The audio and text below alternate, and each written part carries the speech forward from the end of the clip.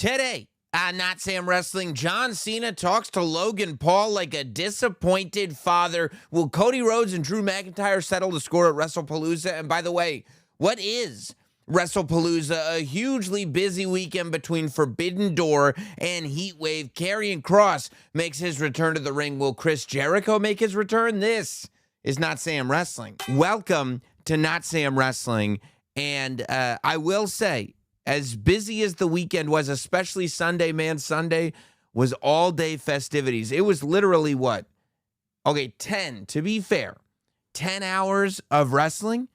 Started the day at 11:30 in the morning, going all the way through to, which was the 0 hour for Forbidden Door, which is full of wrestling. Forbidden Door starts at 1, gets off the air pretty much just on time to start the countdown to NXT Heatwave, which I know everybody had to watch the countdown to NXT Heatwave because those hosts, especially the dude, is just so engaging. And then Heatwave goes on. I mean, we'll have a lot to talk about, and we'll talk about everything that went down on Sunday. We'll talk about the whole weekend. But before Sunday, there was Friday, and there was SmackDown. And Logan Paul, while not advertised to be at SmackDown, was indeed at SmackDown. John Cena advertised to be there in Dublin, Ireland, to talk to the audience about everything that was going on and what we could possibly expect with his rivalry with Logan Paul and kind of explain it away. And then, boom, before he's got the chance to touch a microphone, here comes Logan Paul. That music plays. Logan Paul is singing along with the words about how humble he is. And he interrupts John Cena, and the two of them go mic for mic. And, you know, Logan Paul has been doing a good job of basically crafting this story of how John Cena is a phony. Nobody knows who John Cena is. And he took it a step further this week by talking about how John Cena would just do whatever corporate told him to do. Whatever the company told him to do, John Cena would do it. And I think that plays into the reality of the situation. I think that Logan Paul's motivation for that heel character is the guy saying, wait, John Cena just gets to decide he's not a heel anymore, and that's just the end of the heel run. That's it. You had one of the biggest angles of all time, and not only was there no payoff on it, but just one day he grabs a microphone and goes, yeah, I'm done. Now, luckily for John Cena, all of us in the audience were like, fine. We've been waiting for this to be done for a long time. If you want to just bring old John Cena back, that's the guy we wanted to see anyway. So it's fine with us. Logan Paul becomes that voice of reason who's like, whoa, let's cut emotions out of this. And say, you literally just a couple months ago said that I was the future. And now you're saying I'm not? I don't understand what's going on. And John Cena's like, don't even worry about it. So Logan Paul is laying it down heavy with that, but I felt like John Cena. See, John Cena, we know that babyface John Cena is back because original babyface John Cena is just, boy, oh boy, I'm going to pull myself up by my bootstraps and I'm going to figure out a way to get this done. No challenge is too great for me. I'm going to get it done, and I'll tell you how I'm going to do it. Perseverance and hard work. Later in his career, babyface John Cena is a guy who does have humility and isn't a pat himself on the back guy, but is a guy who's aware of what he's accomplished. And a guy who will tell the opponent standing in the ring with him, you haven't earned the right to speak to me in a certain way. You haven't earned the right to think that you're going to have a match with me in a certain way. And then we'll go and start listing real faults that the competitor may or may not have. And all of a sudden it gets very real and it gets mean and it becomes a very harsh lesson. And I believe that the reason this harsh lesson babyface John Cena exists is because John Cena had to go through it himself, right? Is because John Cena, when he was the babyface, hero of the company, carrying the company on his back, had The Rock come in and for 2 years basically make John Cena look like a bit of a fool. And it was John Cena's duty to still have to be the number one guy and still have to be the guy that carried the company on his back when The Rock wasn't there and somehow survived this whole thing. So since John Cena did survive it and came out of the other side better for it and is now that guy who carries that weight that The Rock once did around him. He expects the people around him to be like, if I'm going to pass you the torch to be the next John Cena, you're going to have to prove to me that you could be the next John Cena by putting up with the stuff that John Cena put up with. And so I felt like that's the mode and I love that mode because it gets real and it gets sink or swim in a very real way fast. And John Cena starts, John Cena's so smart because he's so aware of everything that everybody has said. You know what I mean? He's done his homework on this stuff. And he starts talking about the fact that Logan Paul, his whole gimmick is saying that he's not an outsider, that he's a pro wrestler, he's a full-timer, he's almost a gatekeeper of professional wrestling. And John Cena said, that's right. We all have to deal with it. Whether we like it or not, you are not an outsider. You've done this, you've done that. And Logan Paul just cut this promo about how he's been in the WWE for 4 years. He's been in the WWE longer than half the roster has been in the WWE. He's done this, he's done that. And John Cena just simplified it. Logan, you've had 23 matches. He knew the number. 23 matches. I've done 23 years. And not just years of doing matches on PLEs, years of doing matches on every PLE, on every television show, on every live event. 23 matches versus 23 years is not the same thing. He goes outside and he goes over to the prime cart and he knocks it over. And he says, you're not here to give to the business. You're here to take from the business. The rest of us are here to make the business better. You're here to take. You're here to use the WWE as a branding opportunity, he said, to buy your next Pokemon card. He says, Logan, you're not an outsider. You're a parasite. And he had said, John Cena could have been a lawyer in a different life. The way he sets up these arguments and then nails, and that's what a parasite is. A parasite is somebody who will latch on. An insect latches onto you, and his whole lives off of your life essence. That's a parasite. Logan Paul, but sucks the life essence out of you so that it may live. That's a parasite. Logan Paul is sucking the life essence out of professional wrestling so that he may prosper. That's a parasite. That's what John Cena sets up. John Cena even set up the fact that, look, he put this thing out there that he was going to wrestle this match at Clash in Paris, and Logan Paul happens to be the guy that stepped up first. But the fact is that this match is going to have to smoke because it stopped him from wrestling guys who truly deserved it. And the guy, and then he listed, and I love it. Here's the two things I love. When John Cena becomes, mean, truthful, harsh reality John Cena, and when John Cena starts naming names, right? Because John Cena in the past has named names. John Cena in the past would name like a Cesaro. He did it the other week, when he did his pipe bomb, when he was in his rivalry with CM Punk. And the fact that he was like Nick Nemeth, Cesaro, or Claudio Castagnoli, I don't remember if he used his government or not. Hi, Matt Cardona, he said. But he says that wrestling Logan Paul has stopped him from wrestling guys who truly deserve it. Guys like Dominic Mysterio, AJ Styles, Seth Rollins, the Usos, Jacob Fatu. And now you know what's on the radar. Now you know the fact that there is a world where Dominic Mysterio and John Cena is a match. AJ Styles and Seth Rollins getting to revisit that rivalry. Jey Uso or Jimmy Uso versus John Cena or Jacob Fatu. Do you know what it would mean for all of us to see Jacob Fatu? No. Jacob Fatu versus John Cena. Are you kidding me? And instead, we got to see Logan Paul versus John Cena. Now, more heel heat has just been thrown on top of this Logan Paul. So I'm loving this. He even brings up Logan Paul's legal troubles, which is like the thing that you don't do. Like, we don't really hear that in a lot of the wrestling promos. That's like that line where if you're sitting there wondering, I wonder backstage if they went over anything saying, hey, please don't bring this up. You can go as far as you want, just don't go this far. And then John Cena does the thing that feels like it could be this far. Now, is it? Who knows? I'm not accusing John Cena of going off the beaten path, but what I am saying is how it feels as a fan. when you're watching. And I think that's the intention. I think that's how it's supposed to feel.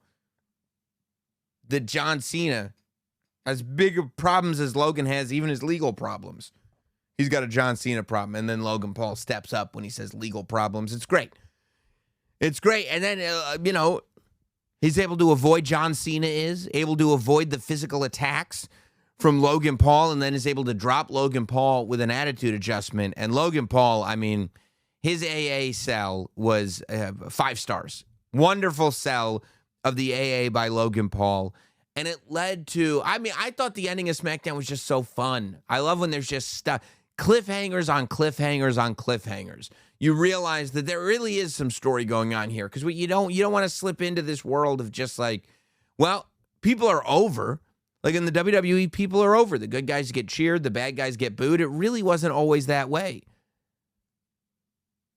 But the wrestlers are over now. So it's almost like you can slip into this thing that's difficult to avoid, where you're just going like, well, everybody cheers for our good guys, everybody boos our bad guys. It's a good guy versus a bad guy. It's a good guy versus a bad guy. It's a good guy versus a bad guy. And in the main event, a good guy versus a bad guy. Instead of being like, what's the story here? It's when you get that dirt under your fingernails, when you can feel the story in your gut. That's when you start to care. You really care. You're not just going through the motions as a fan. And you have Drew McIntyre confront Logan Paul in the locker room, because you think it's over, right? Logan Paul needs an attitude adjustment. We got one more SmackDown before Clash in Paris. And I believe, didn't they say SmackDown's going to be in Lyon, which is great, because that's where, Backlash was when the crowd was so loud. But I think this week's SmackDown is in Lyon, and then boom, Clash at the Castle, Clash in Paris, I think. But I go, okay, so, John will probably be back for that SmackDown in France, and then on to Clash in Paris. But no, we're not done yet, because Drew McIntyre, and we'll get to Drew McIntyre in a moment, but Drew McIntyre goes up to Logan Paul and says, you can't let that happen. He humiliated you out there. He goes, you have to fix this. You see what I did to Cody Rhodes? Did you see what I did to Cody Rhodes? You got to fix this now, tonight. You got to fix this. And Logan Paul says, okay, I'll fix it tonight. I'll fix it tonight. And we don't hear anything else. And that was done at what was that? That was the top of the hour segment, coming off the break. Then you have the Drew McIntyre, Logan Paul thing. So you're talking about, 9:20 or so. That interaction is done. And we've moved on. Now we're going to a Drew McIntyre promo. We got the Becky Lynch tag match still to come. We got all this stuff. Aleister Black and Ron Killings and Damian Priest. So it's almost like you go, okay, maybe like you kind of forget about it.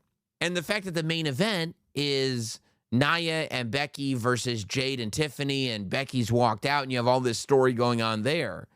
You go, okay, that might be it. But then you go to the backstage and you go, okay, what's going to happen here? And you go to the backstage, and John Cena is walking out of the locker room, and he does this great thing. And by the way, I think that it was real for him. This was the realest part of the in-ring segment with Cena and Logan Paul. When Cena walked back to the ring and just soaked in the crowd one more time, knowing that this is the last time that he was going to be performing as an active wrestler in Ireland. He goes back and soaks it in one more time and then leaves again. And you're like, yeah, that's a guy who's remembering to take these moments, because he's now, how many people have a quantifiable amount of moments? Not very many. Most of the time, moments are just happening, and if you don't soak them in, you miss them, and maybe you'll get 100 more, and maybe that was the last one. You don't know. They say that in The Sandlot. That was, I still get choked up as a grown-ass adult man when I put that movie, The Sandlot, on, and Smalls as the narrator, as an adult man, says that one day they all played together outside for the last time. And they never knew what day that was. And I just went back to my childhood and went, oh my God. I had my best friend until whatever, maybe, 4th or 5th grade. And then we kind of move on to other things, but you never know when we hung out for the last time was. You never know when that last time. And when you think back on it, you can never place it, because it's just another day. You just don't realize that, oh, we won't see each other this weekend. And then you start school again, and then this, and then you move on, and all of a sudden it's over. And I think it's like that in the career of a performer, an athlete, a wrestler, an actor, a musician, where it's like the tour's over. All right, see you guys next tour. There isn't going to be a next tour, and you didn't know that. Who knew? Who could have known? For a wrestler, you get an injury, you get released. Oh, I'll probably be back. You won't be back. You won't see these guys again. Maybe you will. Maybe you see them at a convention. Maybe you won't see them at a convention. Maybe it's done. You just had your last one.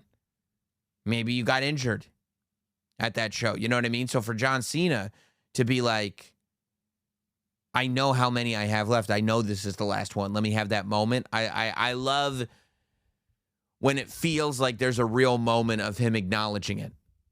And I think that that's probably the most rewarding part of the heel run being over, is that he's free to kind of be himself more, his real self, and take those moments in, and we're free to give him those moments.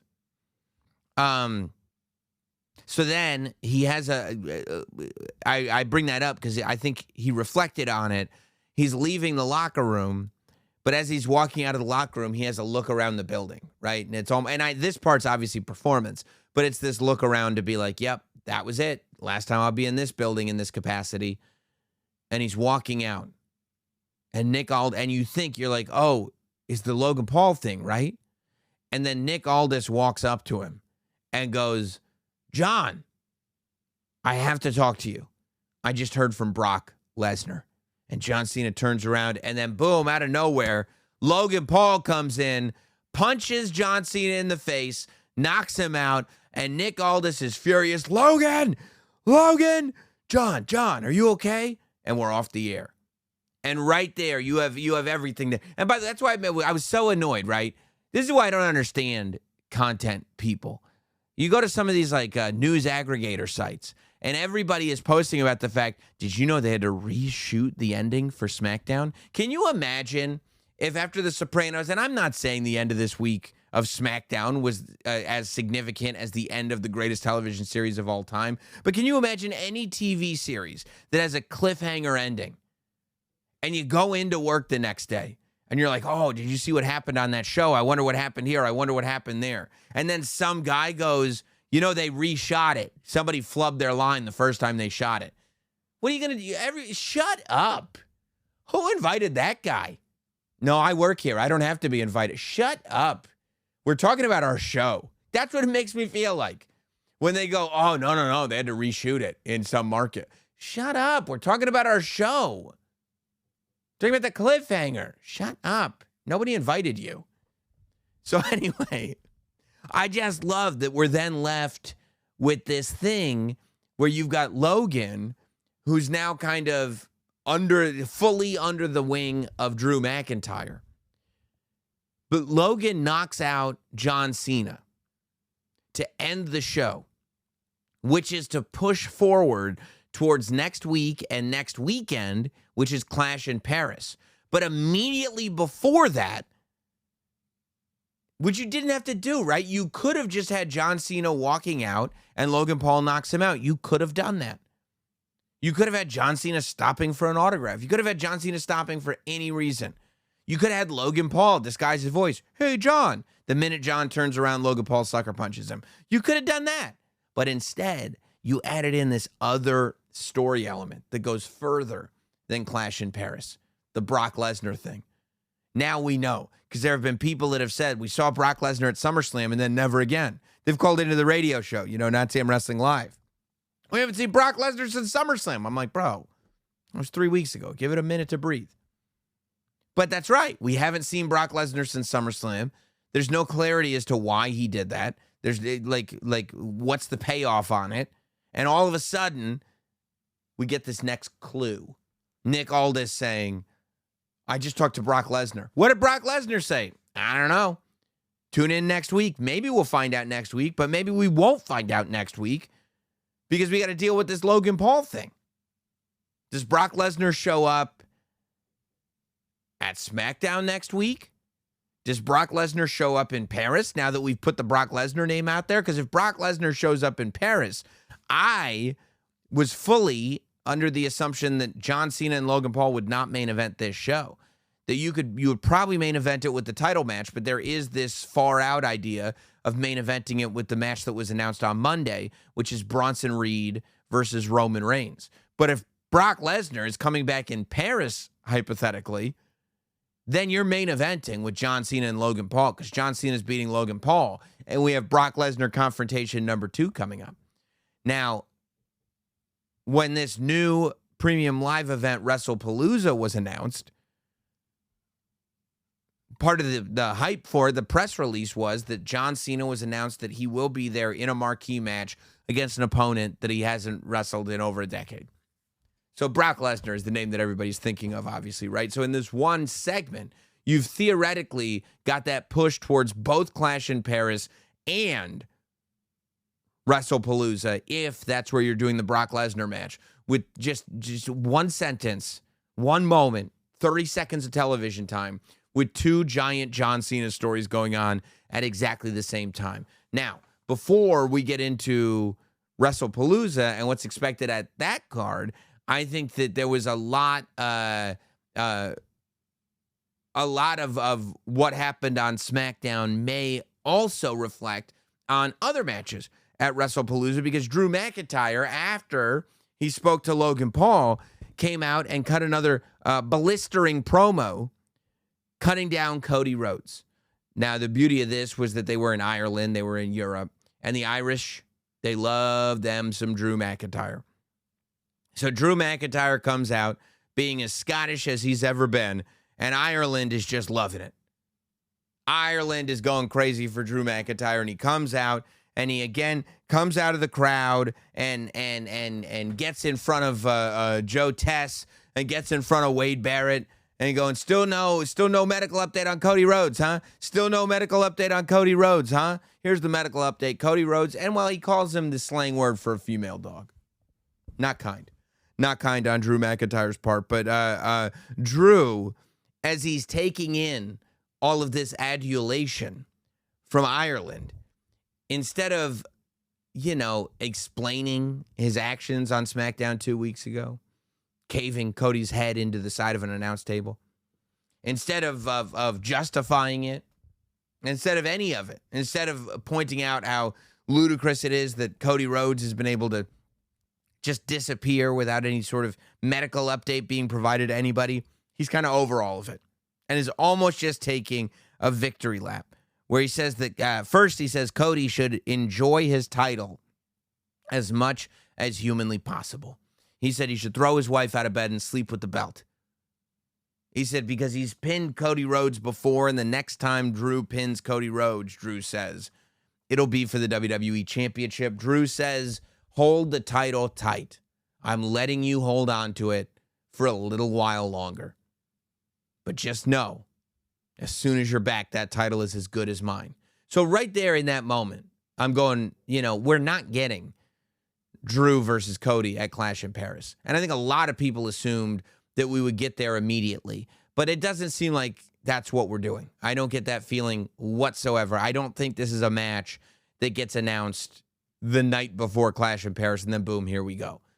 You promote this match, and there's a big PLE coming up that I think they'll want to promote this match for. So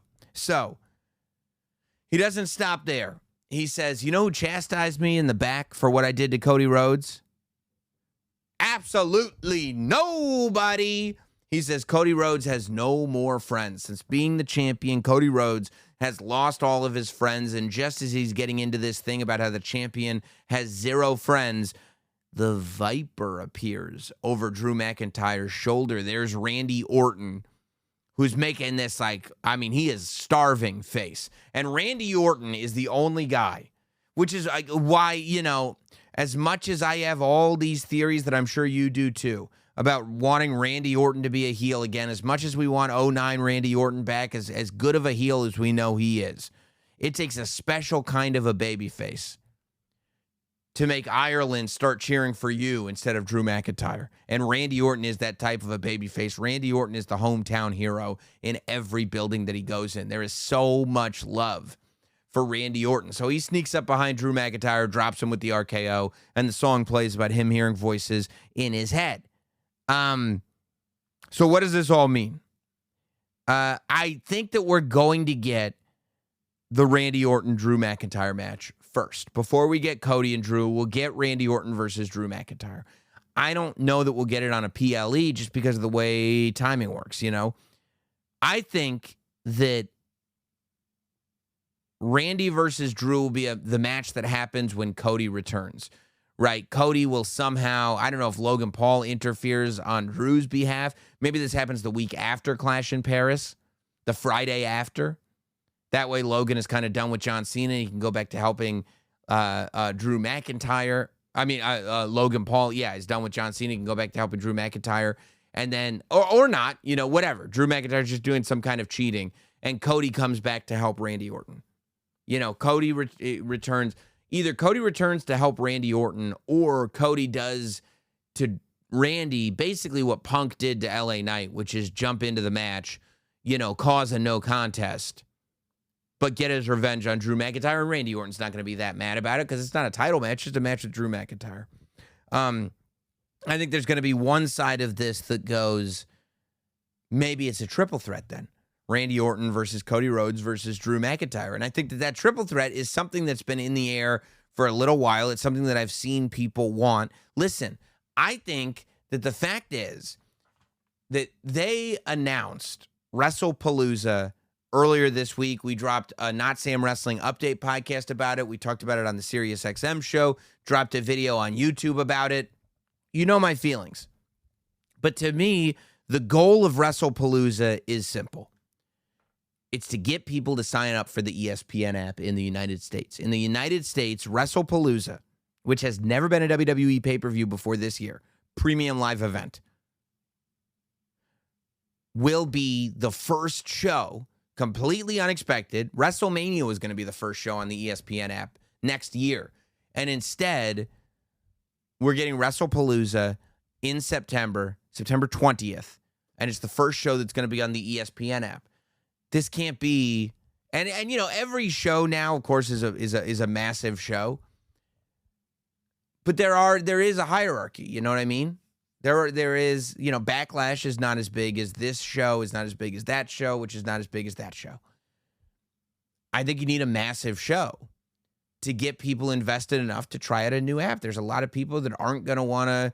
There are a lot of people that are going to cancel Peacock and then go, you know what? I don't want to sign up for another subscription service. So how are you going to get those people to sign up?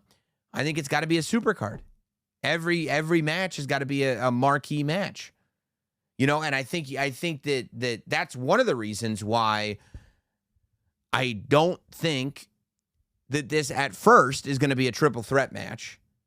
And I don't think that this and why I think that this didn't end up happening at Clash in Paris. Now, it could have also been because Cody Rhodes is filming a movie called Street Fighter, possibly.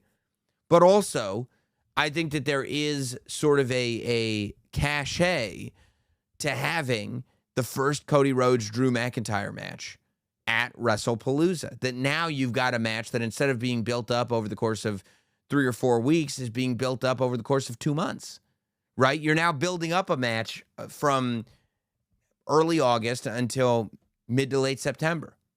The SmackDown after SummerSlam all the way through to whenever that is, September 19th. So, and now that feels like a bigger and bigger match. And to me, a Cody Rhodes championship match against Drew McIntyre for the first time is bigger as a singles match than it is as a triple threat. For me, I think.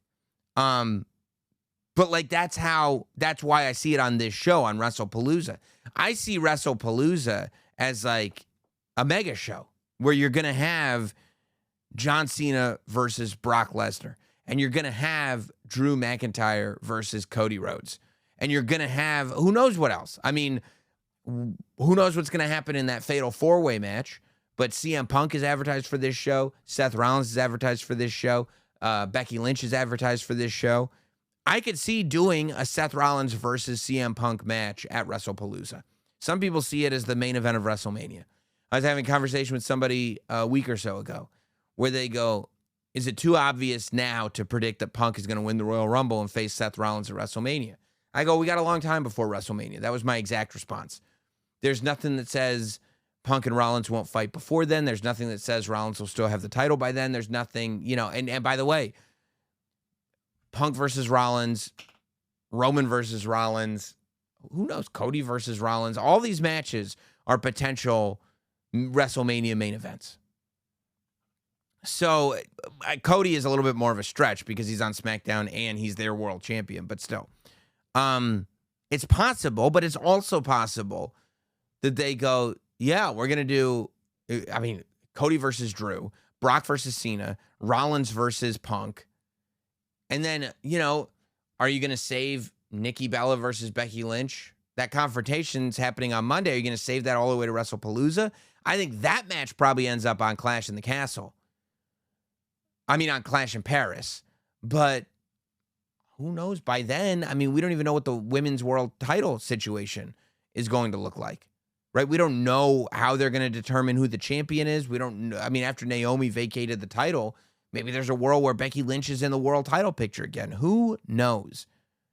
But what I do think is that this becomes, a mega show. And one of the ways that you get there is you build an anticipation for Cody Rhodes versus Drew. And then you have the match. And then to get back to the Randy thing, well, why is Randy involved now? Number one, to set up the Drew-Randy match where Cody returns, but also to get us all talking, to get us all wildly speculating. If this is not a triple threat, which I would vote no, it could be, but I would vote no. If this is not a triple threat, and Cody beats Drew McIntyre, which, by the way, I've said there is a world where Drew McIntyre beats Cody. Even more so now that it's not happening at Clash. It's actually happening in September. But if Drew were to beat Cody, if Cody were to beat Drew, and even after Randy had his back like that while he was gone, Cody still doesn't give Randy Orton a title shot, well, now you've got the basis for a potential rivalry, although that means turning Randy Orton heel, and I really don't know if you want to do that. Guys, we'll get right back to it, but look, we've probably all been scammed before. Cash App, however, is here to cut it off right away. When you get the Cash App card, not only do you get access to a ton of perks and benefits like exclusive early access to nationwide concert pre-sales or discounts on popular brands, you also have extra security with the power to instantly lock or unlock your card right from your phone in just one tap. With Cash App, you can spend, save, and live your life knowing your money is right where you left it. With advanced built-in security, protections you count on, and help when you need it. Spend with peace of mind today and order a Cash App card in the app or at cash.app/card. For a limited time only, new Cash App customers can use our exclusive code to earn some additional cash. For real. Just download Cash App. Use our exclusive referral code, NOTSAM, in your profile. Send $5 to a friend within 14 days, and you'll get $10 dropped right into your account. Terms apply. That's money. That's Cash App. Cash App is a financial services platform, not a bank. Banking services provided by Cash App's bank partners. Prepaid debit cards issued by Sutton Bank, member FDIC. Instant discounts provided by Cash App, a Block Inc. brand. Visit cash.app/legal/podcast for full disclosures. We were talking about Sunday earlier, how busy Sunday was for wrestling fans. Both Forbidden Door and NXT Heatwave, really great shows. Both of them just a wonderful pro wrestling day, 11:30 a.m. to about 9:30 p.m. on the East Coast.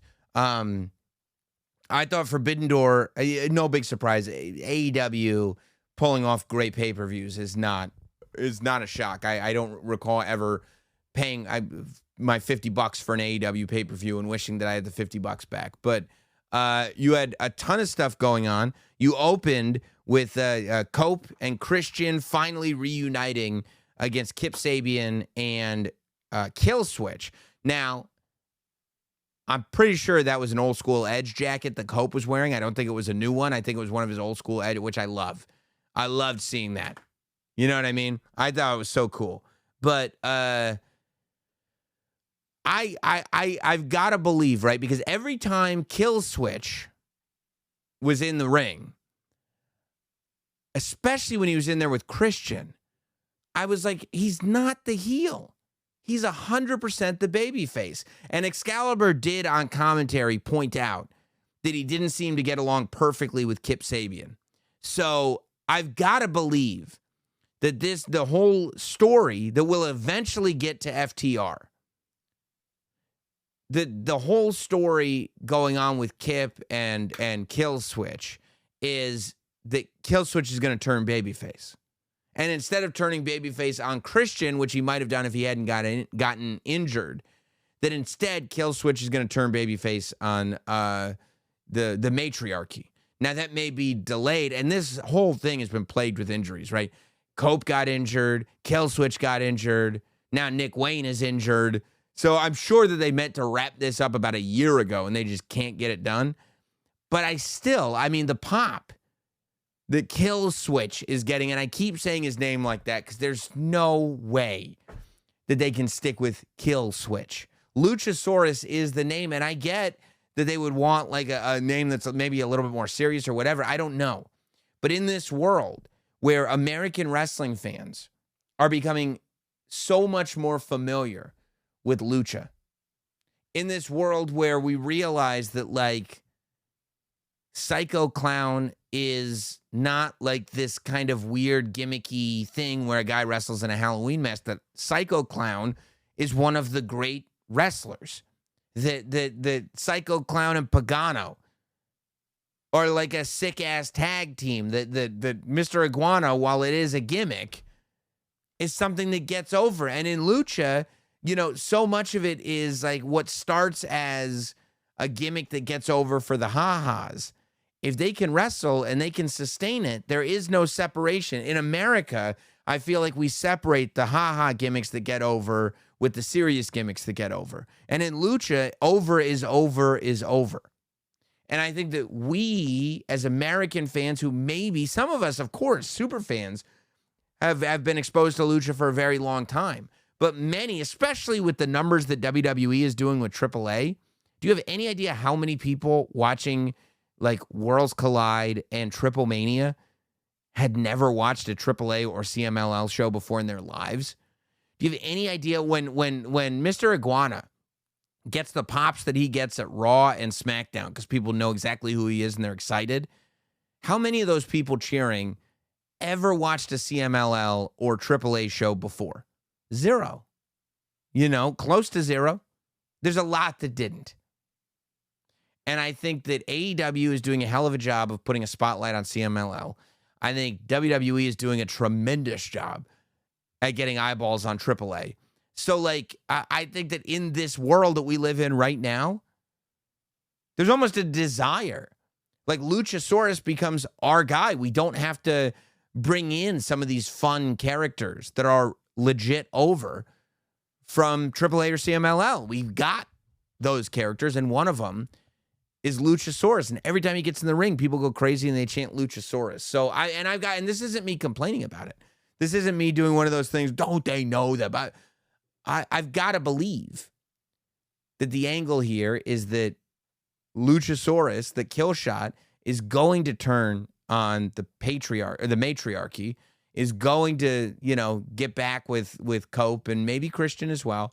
And maybe the ultimate babyface move will be when Christian goes, no. You're Luchasaurus. Because I think that's got to be the move. I thought that the cage match was terrific. That first of all, I loved the cage because I was wondering, like, whatever it was, 4-on-4, 5-on-5, like the amount of people in there. If it's not a double ring, like if it's not a blood and guts or a War Games ring, that's going to be crazy. But the fact that they made the cage like that big, where the whole outside of the ring was covered in cage as well, I thought was really, really great. Yeah, I mean, so much in that match. The gummy bear spot with the Young Bucks, the spot where Tanahashi was going to jump off the ladder, but they stopped him, letting Tanahashi get the pin in his last match in London. This is it for Tanahashi too, by the way. His last match in London, he gets the pin. And then, of course, the attack on Ospreay. Ospreay gets taken out on a stretcher. And I guess he's gone for a little while. I don't know what the injury is or what he's doing, but I think that Ospreay is off TV for a bit, which is going to be tough. You know, he's one of the big stars in AEW, but I think they did a good job of getting stories going in different directions on this show. You had Wardlow, mega return from Wardlow. After Okada was able to defeat Swerve, Wardlow showed up in the ring, jumped Swerve, and joined the Callis family. Not sure, by the way, Takeshita didn't embrace him the way the rest of the and that Callis family was getting very large. There's a lot of people filling up that aisleway, all managed by Don Callis. But listen, I hope this is what Wardlow needed. I think if AEW can really get behind Wardlow, number one, it'll silence a lot of haters whose kind of rallying call has been, how do you screw up Wardlow? But number two, we'll just have an opportunity to see Wardlow kicking ass, which is awesome. So I was excited about that. I thought that I had it set up, and I talked about this on the Sirius radio show. If you listen to me every day, you know that this was my prediction. Like in my head, I thought MJF was going to lose. He did lose. I think that he'll lose at the CMLL anniversary show as well. He'll lose that title in the title versus mask match with Mystico. But my pick is to get the scumbag back, to get the real evil MJF back, have him drag Adam Page down to the point of no return and win the championship from him. He now has the ability to win that championship because he's still got the contract in play. And at the press conference, Tony Khan said that the new rule was going to be that if you want to cash that contract in, you have to give at least a week's notice. And that was to separate it. He said to separate it from other people who do similar things. He's obviously talking about the Money in the Bank. He's separating it from the Money in the Bank, and then, to put the kayfabe on it, said it was to, because they need to be able to promote these big championship matches, which all makes sense, and I'm totally fine with it because they've used it many, many times. I mean, they used on this PLE with Athena. She announced very early she was cashing in on Toni Storm and with the contract. And MJF, up until last week, was using the contract to get the match with Adam Page. But, I think that he will use that contract again. I don't know if it'll be at the next show. I don't know. I mean, I think it'll be by Full Gear, if not before. Because I think what's a key to all of this is Ricochet and who is it? The Gates of Agony coming in and interfering in the tag team match, allowing Brodito to win the AEW Tag Team Championship and having the Hurt Syndicate lose. Now, on commentary, they put over the fact that MJF and Ricochet and everybody were all working together to get Mark Briscoe on Dynamite. But the reality is you can go back a lot further and see, you remember when Ricochet thought he was going to join the Hurt Syndicate and they bullied him and they crushed up his shirt and they grabbed him by the mouth and everything and they humiliated him? Maybe it goes back that far for Ricochet. But I think that what you've got is the opportunity that now that the Hurt Syndicate is not the tag team champions anymore, that they can have a story with Ricochet's group. And we can get to Bobby and Ricochet. We could do trios matches. We could do tag matches. We could do whatever. And so that by the time MJF wins the AEW championship, and he should, MJF is a dark, dark, dark force. I want to see the darkest MJF that we've ever seen. I want MJF to just go back to being that guy that's like, like a horrible human being. That's the MJF we need back. And once he's got the title, the fact that Bobby Lashley can come after him, but you could put MJF in a position where as physically powerful as Bobby Lashley is, MJF is that powerful on a mental level that MJF is going to fight to ruin Bobby Lashley's entire life before Bobby Lashley even steps in the ring with him. I think that that's how you tell the story of an MJF Bobby Lashley championship match. And I think you could get there easily. And then also I wanted to say, I was watching the 0 Hour show, and like I just had this epiphany, I'll call it, that if I were going to start a wrestling promotion, Tekla Harley Cameron and Julia Hart. Easily first-round picks. Plenty of people from WWE, plenty of people on the men's side in AEW as well, but Tekla is just, I mean, from the time, I was not as familiar with her work in Shimmer. I knew of her. I knew of her signing. I knew people talking about her and everything. But, man, I think the world of her. I think she's incredible. I think she's unique, badass. I believe her in the ring. She's just different, you know what I mean? And got that quality. All three of these people. I think the best quality you can have in wrestling is just the ability to instantly attract attention. She instantly attracts attention. There's something different about her. There's something badass about her. Julia Hart, like, she came out with a group of people, and still, she is the star. I mean, this woman is so good at effortlessly commanding attention. Julia Hart is a layup for me. And then Harley Cameron, I mean, you could literally have her do anything on the wrestling show, and she's going to knock it out of the park. You could have her be a wrestler. You could have, like, here's what I would do, okay? If I'm running WWE right now, I scoop up Harley Cameron.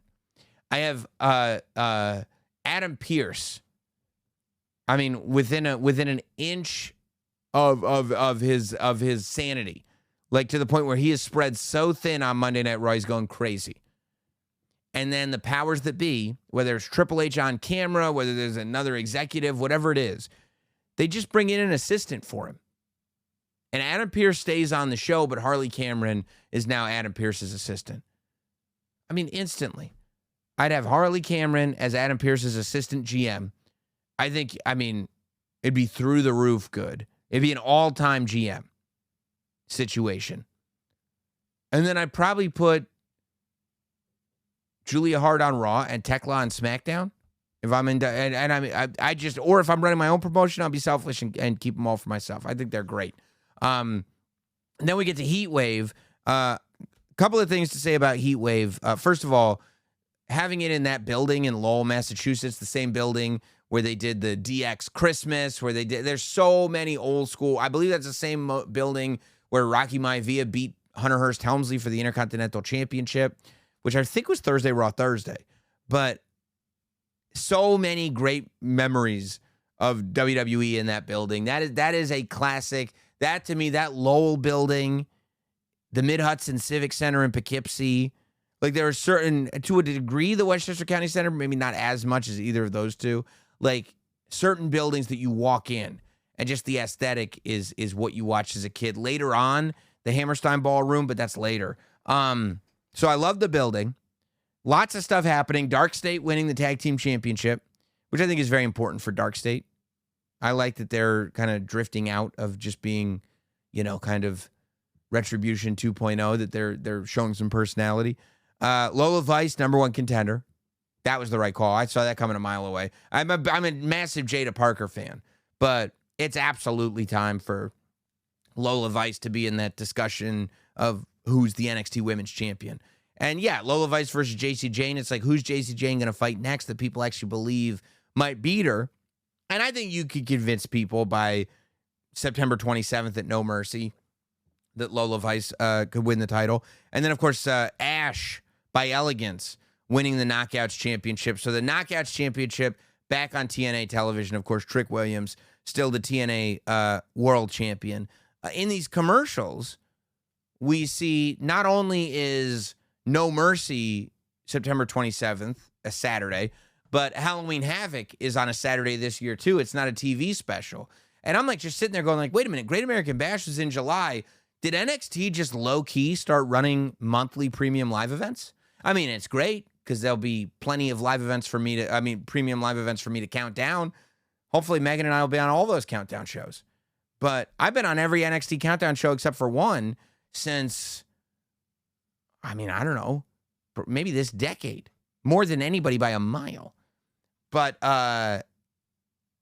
yeah, so they're low-key. They just started running monthly PLEs, which also I wonder, too. Then I get my tinfoil business hat on and say, I wonder if this is going to be one of those things where it makes it more attractive for a place like Peacock to scoop up the rights to do the NXT premium live events if they're going to be on every single month instead of every quarter, every 2-3 months, whatever you're going to do it.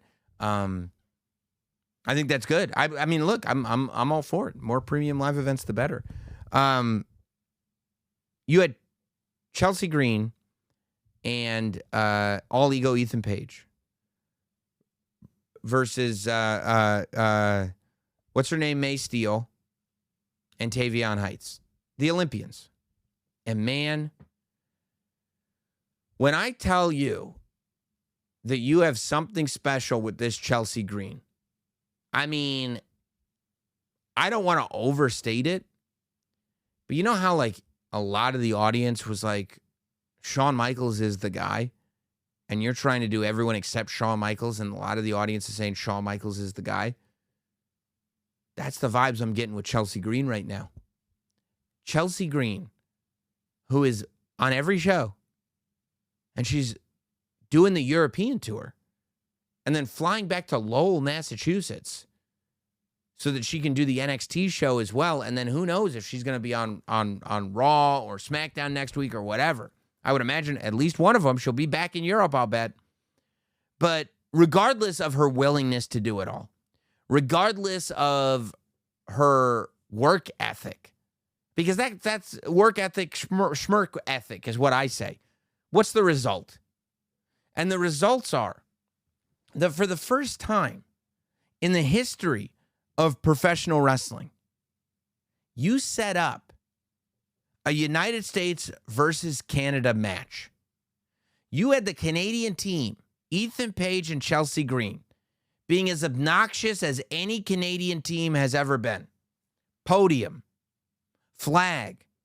They did a TikTok where Chelsea Green is wearing all Canada colors.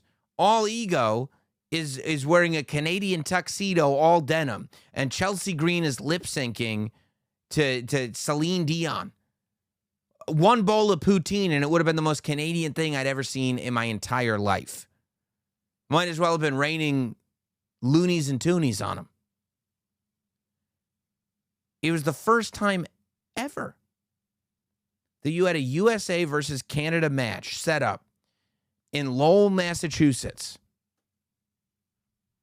And the Canadian team wins, and the crowd goes wild. It was probably the biggest pop of the night for a victor.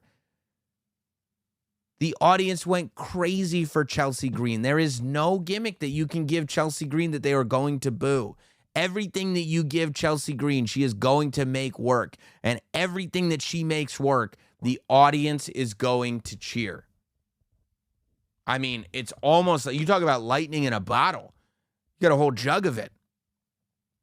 Like at this point, you kind of just have to let it fly. And I feel like Chelsea's in one of these positions where she could make everybody around her that much better. You know, the same way that she went from Europe back home, so did the Secret Hervis. So did Alba Fire and Piper Niven. And by the way, Piper Niven getting that victory over Charlotte Flair, there is no way, there's no reason to not have Chelsea Green ascend to where she should ascend to, and have Piper Niven go right with her. I mean, I could easily see, and turn Piper heel, but make her a monster heel. Like, you know, go right back to Shawn Michaels and Psycho Sid. That's how I see it. Go back to Shawn Michaels and Psycho Sid, because the babyface turn was easy, right? It started with Shawn Michaels and Diesel, and Diesel was over, okay? People knew Shawn was the best already, but Diesel was over. And Diesel becomes a babyface, and he becomes the world champion, and we get to WrestleMania 11. And Shawn Michaels brings Psycho Sid in as his new bodyguard. And it's Shawn and Diesel, and they have their match, and Psycho Sid isn't as effective as he should be. He gets thrown out. Diesel beats Shawn 1-2-3. Shawn does not win the title at WrestleMania 11. The next night on Monday Night Raw, all Shawn says, he doesn't have to change his character. He doesn't have to change who he is. He doesn't have to change anything. He just says, you know what? As far as the next time, big man, I think I'm going to give you the night off. Just say, you know what, Sid? I think I'm going to give it. He doesn't fire him. He doesn't chastise him. He doesn't do anything. He just goes, I think I'm going to give you the night off. Psycho Sid powerbombs Shawn Michaels on the spot. Diesel comes out to check on Shawn. Of course, that moves into a program with Diesel versus Psycho Sid, but what it really does is babyfaces Shawn Michaels and takes us on the year-long road that will bring us to WrestleMania 12 and the boyhood dream coming true. There is no reason, no planet on earth that you can make me believe that you can't do the Psycho Sid Shawn Michaels angle with Chelsea Green and Piper Niven. If you do the Shawn Sid angle with Piper and Chelsea, you will turn Piper into an ultra heel and you will turn Chelsea into an ultra babyface. You have Piper lay out Chelsea. You have Piper injure Chelsea. You have Piper take out Chelsea. Then you have Piper go on to get some real victories. Maybe you keep Alba Fire in the corner of Piper Niven. And then you build to Chelsea coming back. Piper is running roughshod over the whole division. And eventually when Chelsea gets back, she's going to be the one to save the day. That's how you make 2 stars for me. And there's no doubt in my mind. Chelsea Green is something special. And you got to execute on that immediately. And I think Piper Niven's pretty special too. And to me, it's a layup. That's exactly how you do it. Now, I'll say this too. Coming off of Heatwave, I have one simple question. When do I just get my guy to win? When do I just get my guy to win? Why is it that I turn on TNA Slammiversary? And the reason that I'm turning on TNA Slammiversary is to see Mike Santana win the championship. And the reason a lot of people are turning on TNA Slammiversary is to see Mike Santana win the TNA championship. And the reason people have plunked down money is to buy tickets to see Mike Santana win the TNA championship. And then Mike Santana doesn't win the TNA championship. But don't worry, we're telling another story. Okay.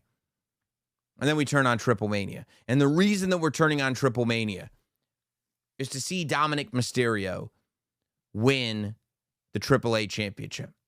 The reason that there are some people in the arena in Mexico City is to see Dominic Mysterio become the AAA Mega Champion. And then Dominic Mysterio doesn't become the AAA Mega Champion. And I go, this has been all summer. When will it end? Well, summer's still going. Because I'll tell you what, I turned on Heatwave to see Javon Evans become the NXT champion. And you look at the faces and you feel the energy and listen to the sounds that were made in Lowell, Massachusetts. And people bought tickets to see Javon Evans win the NXT championship. And then Javon Evans didn't win the NXT championship. And there's another story to tell. And by the way, everything was executed to perfection. The match was incredible. The finish was great. You know, it all worked. You had Javon get the pinfall. Second referee comes in, 1, 2, 3. Oba's foot's on the outside of the ring. The original referee sees it, calls it, won't let him ring the bell. The audience is chanting BS, BS. They're like mad about it. But just as they're getting mad about it, Oba out of nowhere just picks Javon Evans up, throws him halfway across Lowell, Massachusetts, and Javon Evans lands splashing through the commentary table, and the chants of Bull S turn into Holy S. I mean, it worked to perfection. And then Obafemi wins the match, and then he has the stare down with Ricky Saints, the former Ricky Starks, to end the show. And I get it. We're going with Oba versus Ricky. We're going to do Josh Briggs versus Ricky on the way there. And then by the time we get to No Mercy, we can do Ricky versus Oba. And that's what we want to do, so that's what we're doing. That's fine. But this is the third time this summer that we've sat there going, oh my God, this is the thing that's going to happen. And we all wanted it to happen. And the fan base wanted it to happen. And it just didn't happen. Sometimes, and I'll say this till I'm blue in the face, sometimes fan service is just good. You can't do it all the time. And I understand you're telling a different story. But sometimes the plan is to tell a story. And you realize you should be telling a different story. Because the air gets sucked out of the room. And the air got sucked out of the room when Mike Santana did not win the championship, and the air got sucked out of the room when Dominic Mysterio didn't win the championship, and the air got sucked out of the room when Javon Evans didn't win the championship.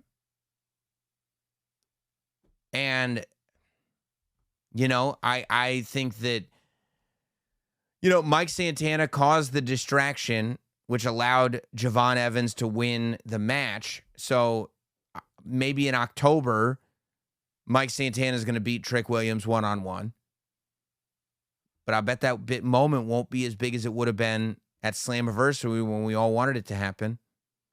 And Dominic Mysterio's, in September at the Worlds Collide show, has the match with Vikingo one-on-one for the for the AAA Mega Championship.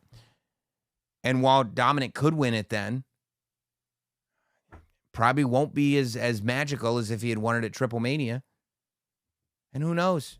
Maybe Javon Evans will come back and challenge Ricky Saints for it, and maybe eventually Javon Evans will win, but it won't, you can't.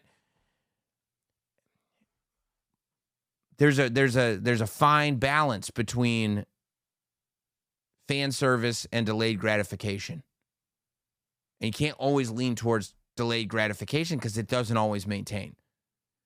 And I don't think that all three of those should have happened, but one of them should have, maybe two of them. For all three of those to not have happened is it's a bummer. That's what it is. It's just it's going to bum us out. You know wrestling well enough to know that we've been bummed out. Come on, guys. You got to give us something here. You got to put the world title on somebody that we want the world title on. Because, it'll be great the next time it happens, and it's all good. But, it's not, you won't have the moment back. You just won't. So, that said, the match was fantastic. The show was fantastic. There's no complaints. It's just emotion. It's just a fan being a fan. What can I tell you? Speaking of emotion, we got a lot of emotion. We got Karrion Kross, or Killer Kross, I guess he is, debuting at GCW over the weekend. This is exactly the right move, I think, for Kross. If he's not going to be in the WWE, go be a professional wrestler. Make an impact elsewhere. Take all the momentum and goodwill that you built and bring it to GCW. Bring it directly to the fans. He comes in and it's Shotzi versus Matt Cardona for the Garage Beer Championship. Matt Cardona comes in driving a DeLorean with Doc Brown from Back to the Future, with the Back to the Future music playing. He told us on Notsam Wrestling Live that he spent more on his entrance than he was getting paid for the match, but that's because he's making moments. And it is. It's all about moments, right? Shotzi was able to win because some druids came in, and I guess Cardona didn't realize that not all the druids were on his side. He got attacked by two of them, revealing themselves to be Killer Kross and Scarlet. And they cut a promo after it, with, of course, Shotzi then being able to beat Matt Cardona for that title, and Kross cutting a promo where he was first playing a violin, saying, "I'm so sad." He goes, "Guess what? I'm not sad anymore. I've moved on." And he said, a lot of people want your title. That's what this is about, Cardona. They want your title. They want to be the deathmatch king. They want to be the indie god. He goes, "I don't know, not me. I think I want to drink your blood." It was nuts. It was great. It was exactly what it should have been. It was so fun. I loved it. I loved the promo. I loved the bit. I'd love to see it's okay, go make a splash on the indies, dude. And I think he's so capable of doing it. And I think it could be so much fun, and it's so healthy for wrestling when stuff like this happens. It's so great. On that same, Nick Gage comes back, Killer Kross shows up, and all of a sudden you get this injection in the arm for independent wrestling, as it should be. It's great. I love it. It makes me happy. And then, of course, we also got all this buzz about Chris Jericho returning to the WWE. And listen, man, I think right now it's just internet stuff, and I think that a lot of it is an attempt for people to be put in the best position possible, and they should be. That's how you should do business. But, I wouldn't be surprised if Chris Jericho ends up back in WWE. But at the same time, I wouldn't be surprised if he ends up back in AEW either. And by the way, with all these rumors circulating and everything, I think he's got this amazing opportunity. I think either way, Chris Jericho should stay off television until January.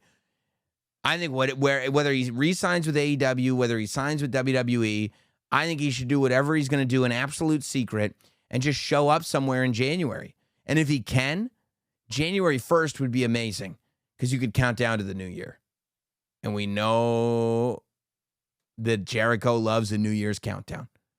If he can be free to go by January 1st, I think showing up to AEW or WWE would be great because I think there are a lot of people that assume if we don't know, he's back in WWE. But if we're assuming he's coming back to WWE and then he shows up in AEW, that's huge as well. Now, if he shows up in WWE, I think it'd be great. I think it's a no-brainer. And I know that there were some people, when I was talking about it earlier this week, that said, you're crazy.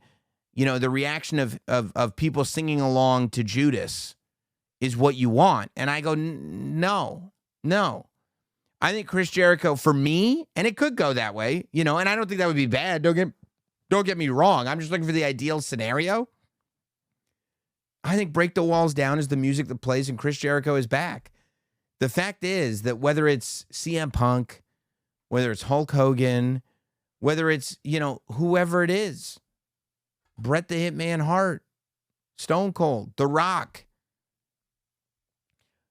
When wrestlers, maybe not The Rock and Stone Cold, but when wrestlers leave the WWE and then they wrestle somewhere else, and then years go by and they come back to the WWE, historically, WWE fans just welcome them back as they were. These are big stars. Now, if you're Cody Rhodes and you hadn't gotten to be a big star yet, but the fans knew you had that potential, and then you get to be a big star outside of the WWE, well, then you come back.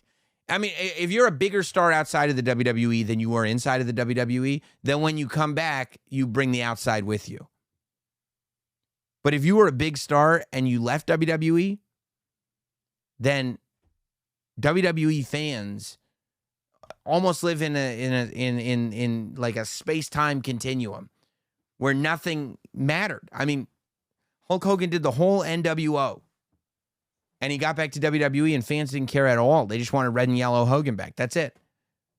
It was like WrestleMania 9 had just happened. Nope, last time we saw you was WrestleMania 9. He's like, you didn't see the hottest thing in wrestling. No, we missed it all. We just want red and yellow Hulkamania back. That's what we want. Okay, well, here it is. Like, CM Punk, even now, they're like, oh, man, he hasn't done this in 12 years.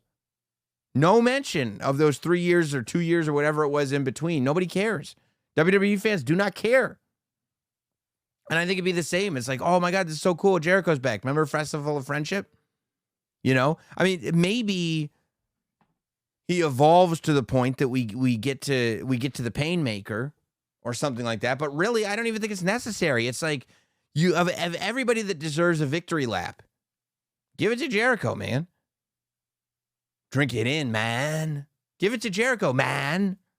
Have him go on a run. Have him show up either on January 1st or at the Rumble. Break the walls down. And here he comes. And we get our matches.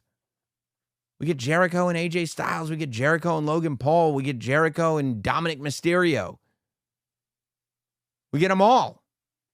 And then eventually Jericho goes into the Hall of Fame and rides off into the sunset. Maybe he comes back for an appearance here and there. I think it'd be great.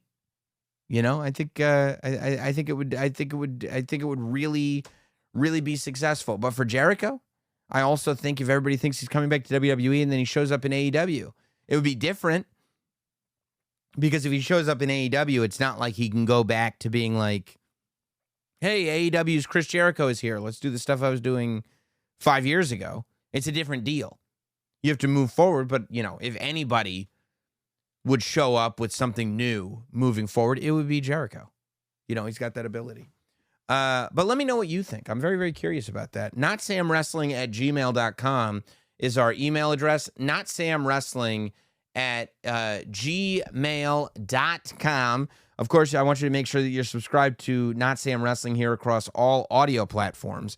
That's Spotify, Apple. We're on the SiriusXM app, and you can get the podcast.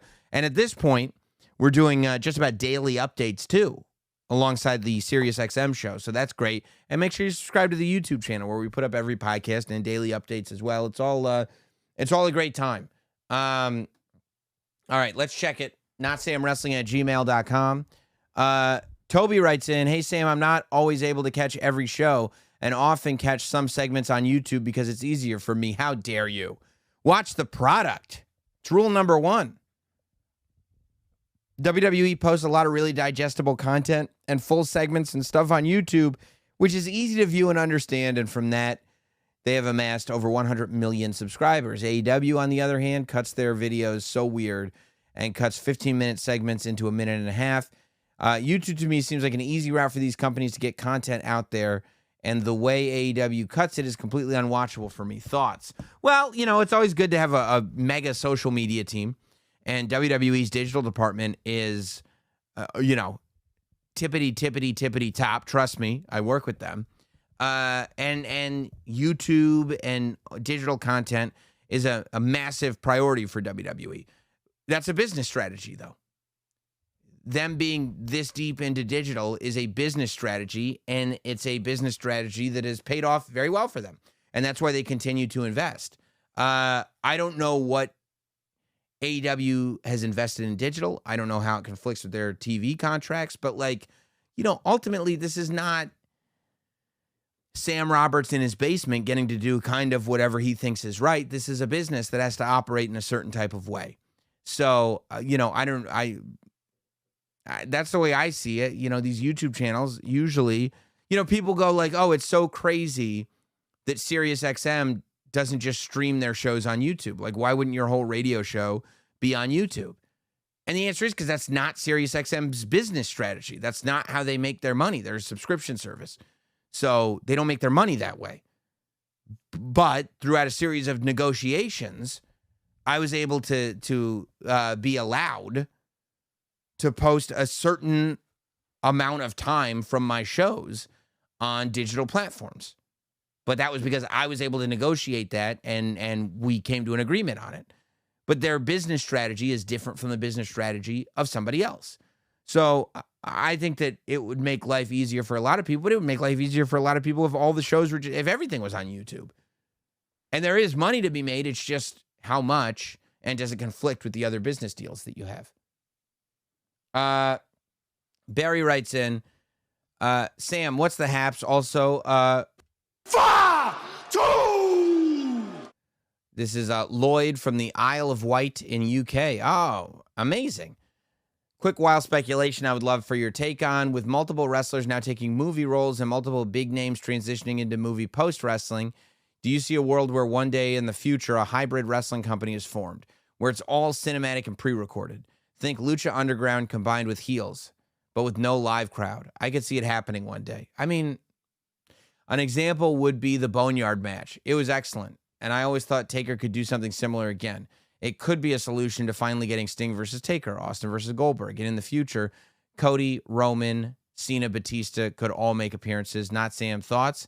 And yes, I would collaborate with you on the idea if you wanted to produce it." Well, Lloyd, I appreciate you collaborating with me, but I don't like the idea at all. I think that theatrical wrestling, or cinematic wrestling in the pandemic was great if you had to do it.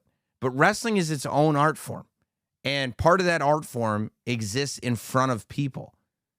Wrestling is designed to be in an arena. Wrestling is designed to be in front of people. The reason that that our emotion, the Boneyard match was awesome. But is it on anybody's list of greatest matches of all time? It's never going to be. And that's not because of quality of match. It's simply because we didn't get lost in our emotions watching that match the way we would a live match in a wrestling ring with a bunch of people around us. Or like just watching it on television and knowing that it's live and anything could happen. And this is like, there's no edits here.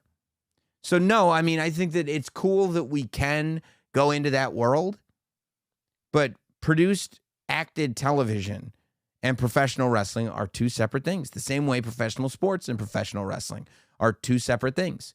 Professional wrestling is its own unique thing, but to try to like, you know, I'm all for, I don't like when people reinvent stuff that is good.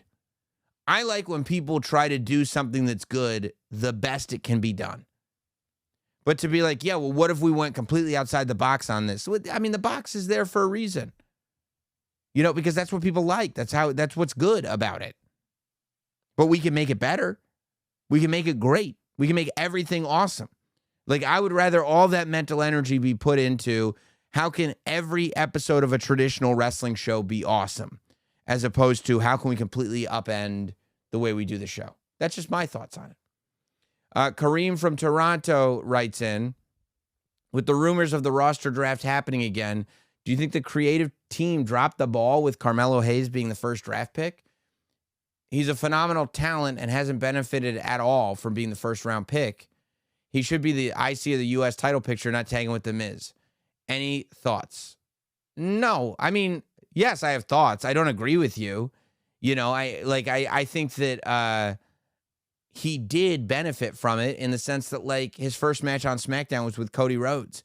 Melo has had multiple great matches against great opponents. And part of that was because he was the first round draft pick. But ultimately, you can't spend a whole year talking about being the first round draft pick. If it's been a year and he's still saying I was drafted in the first round, then his opponent would be like, nobody remembers the draft, dude. What are you talking about? He also won the Andre Battle Royal. And at first, he was talking a lot about the Andre Battle Royal, and he wore Andre's head as a necklace, and he did the whole thing. But eventually, it's like, okay, we did that. Like, we milked it. What's next? You know, and the fact is that, like, I don't know why, like the SmackDown tag division is a centerpiece of the show. Like, there's a lot going on with that tag division. And Melo not only being a part of the tag division, now being in a number one contenders match in that tag division, and having a story within the division of him and The Miz not getting along. That's a lot. Like, he's got stuff.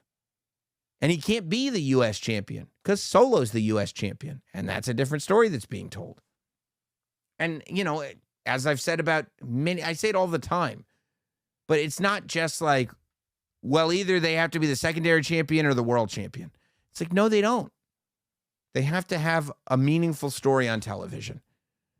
And I think there are attempts to having Carmelo involved in a meaningful story on television. And that's, I don't know, you know, it's the most you can ask. Let's see. Andy writes in, with WrestlePalooza announced and the nods to ECW last week on Raw, that was in Philly, fantasy book a WrestlePalooza card with ECW stars in their prime versus stars of today. I mean, that's a big thing to do. I'd probably go like maybe just on the top of my head, maybe Mike Awesome versus Drew McIntyre, Masato Tanaka versus maybe Jacob Fatu, maybe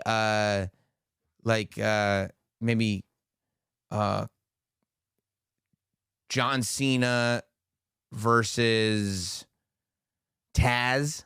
That could be a lot of fun. Prime Taz. Beat me if you can, survive if I let you. Hustle, loyalty, respect. I do John Cena versus Taz. Who would I have? Cody? Maybe Cody versus Raven. And Raven's trying to like bring up the seedy underbelly of Cody Rhodes. On the women's side, probably Becky Lynch versus maybe Becky and I'd say Becky Lynch versus Francine. Tommy Dreamer, probably Tommy Dreamer versus Roman Reigns, because Tommy Dreamer would get beat and get his ass kicked, and it's like, he's the martyr of ECW. So I guess that's I mean, that's on the top of my head. That's a kind of a big question. You just spring on me like that. Indy from London. Hope you and the family are well. Oh my God, they're so good. I've been watching WWE since the late 80s. A big deal. So have I. And I've been to a few WWE, AEW shows, and even one WCW show. I never got to go to a WCW show. But I've never been to an indie show until this weekend when I went to Rev Pro Global Wars on Friday and then Rev Pro 13th anniversary show on Saturday, and it was awesome. That's really great. There were quite a few wrestlers who I've never heard of who were amazing. Zazaya and Michael Oku. Yeah, Michael Oku is crazy, dude. With that being said, who has really caught your eye on the indies in the States? And who should we watch out for on this side of the pond? Also, Hechicero got one of the biggest pops on night one. So when he wrestled on night two, he completely broke character, went full babyface. Yeah, that's great. I love it. Pleasant surprise to see you on the Liver King Netflix doc. Thank you very, very much. Well, I don't know. There was a great death match on GCW this weekend on Sunday, which was Matt Tremont versus Bear. What's his name who was in the AEW team? Hang on, I'm gonna look it up right now because I don't want to. Because I'm just blanking on the name, and I want to give it a shout out. I'm just gonna look. Let's see if it's on. I'll bet it'll be on Twitter. Yeah, Bear Bronson. Bronson was the last name. Yeah, there's a great death match, and I like death match wrestling. A lot of people, it's not their cup of tea, between Matt Tremont and Bear Bronson, which for this weekend was really, really great on the indies. But you can also see a lot of great indie workers on like Evolve, on Tubi, you know. Let's see. Mark in Tanzania, he writes, 5-2! I was thinking about 5-tool baseball players. Hit for average for... Yeah. And I thought of these. Oh, these are the 5 tools for wrestling. Look, character, promo skills, in-ring skills, selling. I'd be curious to know what your 5 tools are. Okay, the 5 tools would be charisma, psychology, believability, physicality, and relatability. Yeah, does the audience relate to you? Or connectivity? Relatability / connectivity would be the last one. Those would be my 5 tools. I'll forget them, so somebody write them down. All right, last email of the day. Aaron writes in, hi, Sam. I don't know if you've covered this, but do you think it would help CM Punk if he turned heel? I have covered this, specifically if he's an extended story with CM Punk. Yes, I'm going to go to another email because, yes, I do think LA Knight should turn heel. No, this is a big hypothetical. Let's go to, okay. Nick writes in from Seattle. I was wondering what would happen if Cena sets up his last match as an open challenge during his promo before his last match if he got attacked. Nuclear heat with the audience for robbing them of Cena's last match. I see it as being a Claymore out of nowhere, takes Cena out before he can have his last match. Also gives Cena an option over the next several years to say, I never got that last match. Nick, that's horrible. That's horrible. Like, you're literally stealing people's money at that point. Come buy a ticket to see John Cena's last match. He's going to get Claymored and just not get a last match. So everybody gets ripped off. Drew doesn't even beat John Cena, so he doesn't get he gets nothing from it. And what? John Cena runs around saying, he said he's retiring at the end of the year. Who cares if he got his last match or not?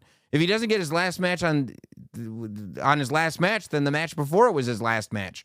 He said he's not wrestling after this year. He didn't say I'm not wrestling after my last match. He said I'm not wrestling after this year. That's terrible. Nick, I've told you guys this before. Nick, I appreciate the email, by the way. Don't get me wrong. People think I'm mean. I'm not mean. Don't get me wrong at all. I appreciate the email. I appreciate you listening. I appreciate you being a fan. I appreciate you as a human being. But that doesn't mean you shouldn't read your email back to yourself and think, is this a good idea, before I ask Sam, is this a good idea? I don't think that's too much to ask. And people will be in the comments going, I don't know why you're so rude to your emails. Well, if you got an email suggesting that, you'd be polite? Come on. And I'll ask you, I'll go a step further. Let's say that actually happened. Would you be polite if that actually happened? You would not be polite if that actually happened. You'd be complaining. That's the mood it puts me in. However, it's been a great show, and I appreciate all of you emailing in. You guys have been great. Don't forget to email next week, notsamwrestling@gmail.com. We'll get to those. Stay subscribed, rate, review on YouTube, leave comments, hit like, and I'll see you again very, very soon here on Not Sam Wrestling.